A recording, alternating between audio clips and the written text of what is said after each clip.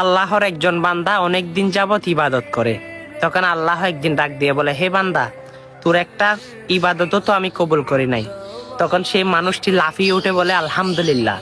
তখন রব্বে করিম বলে, কিরে তুই এত বছর ইবাদত করলি, আমি বললাম তোর ইবাদত কবুল হয় নাই, তুই আলহামদুলিল্লাহ কেন বললি, এরকম রাফাইয়ে কেন উঠলি? তখন সেই বান্দা বলে, আল্লাহ, আপনার তো কোটি কোটি বান্দা, তার মধ্যে আপনি আমাকে কিভাবে দেখতেন? আল্লাহু আকবার। আপনি দেখেছেন মানে আমি সেই জায়গায়, আপনি যেহেতু আমার খোঁজ রাখতেছেন, আমি সেহেতু আমি নেকির জন্য চিন্তা করি না। যেখানে রব্বে করিম আমাকে প্রশ্ন করে বসে, আলহামদুলিল্লাহ, সে রব্বে করিম যেটা বলে সেটা পালন করতে আমি রাজি। হ্যাঁ, আমার আল্লাহ কেমন জানেন? দয়াবান, সুমরুত্ত সুবাহান। আমার আল্লাহ হচ্ছে রহমানুর রহিম। সেই আল্লাহ অবশ্য দয়ার সাগর, গুনাহগার থেকে মাপ বেশি করতে জানে। হ্যাঁ, সে রবির প্রতি বিশ্বাস রাখুন।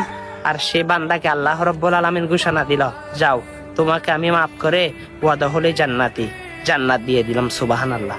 আপনি তো শুনেছেন এবার এগুলো সকল মানুষের কাছে শেয়ার করতে বলবেন না। আমিন।